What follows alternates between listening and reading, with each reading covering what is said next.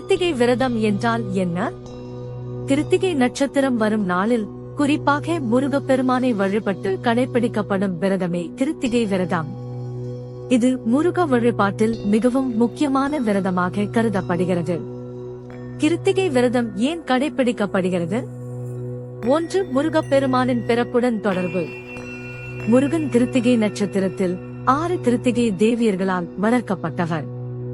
அதனால் இந்த நட்சத்திரம் முருகனுக்கு மிகவும் உகந்தது.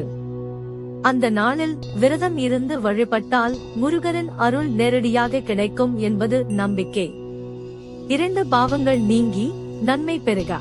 கிருத்திகை விரதம் முன் ஜென்ம பாவங்கள், மனக்கலக்கம், தடைகள் அனைத்தையும் நீக்கும் என்று கூறப்படுகிறது. பாவம் போக பாக்கியம் பெருக இந்த விரதம் உதவும். 3. துன்பம், நோய், கடன், எதிரி பயம் நீங்க. செவ்வாய்க்கிழமை கிருத்திகை. செவ்வாய் தோஷம், கடன் சுமை, நோய் குறையும். குறிப்பாக உடல் நோய்கள், மனமேதி இல்லாமை, குடும்ப பிரச்சனைகள் குறையும் என நம்பப்படுகிறது. 4. கல்வி, வேலை, திருமணம், குழந்தை பாக்கியம். கிருத்திகை விரத பலன்கள்: மாணவர்களுக்கு கல்வி தெளிவு, வேலை தேடுபவர்களுக்கு வேலை வாய்ப்பு, திருமணம் தடை உள்ளவர்களுக்கு திருமண யோகம், குழந்தை இல்லாதவர்களுக்கு சந்தான பாக்கியம். 5. தீப வழிபாடு. அகத்தை சுத்தம் செய்ய கிருத்திகை அன்று தீபம் ஏற்றுவது மிகவும் முக்கியம்.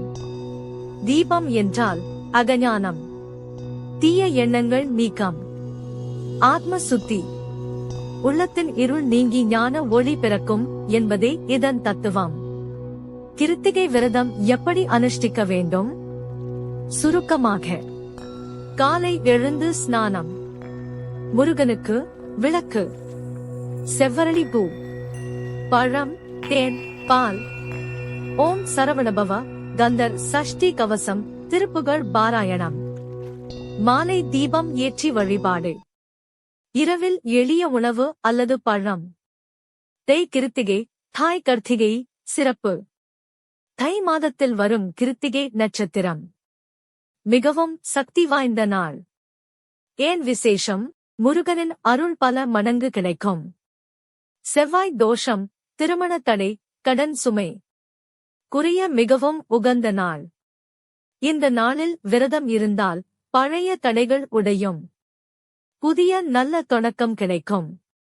தை கிருத்திகை விரத பலன்கள்: திருமணம் தாமதம் நீங்க, வேலை தொழில் தடைகள் சரி. ஆகஸ்ட் உடல் மன வேதனை குறைய, குடும்ப அமைதி பெருக.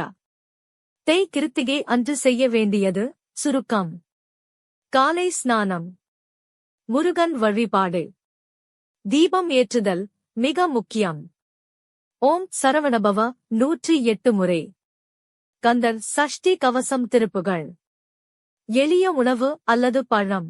சுருக்கமாக: தை மாதம் கிருத்திகை புதிய வாழ்க்கை தொடக்கம், முருகன் அருள், தடைகள் நீக்கம்.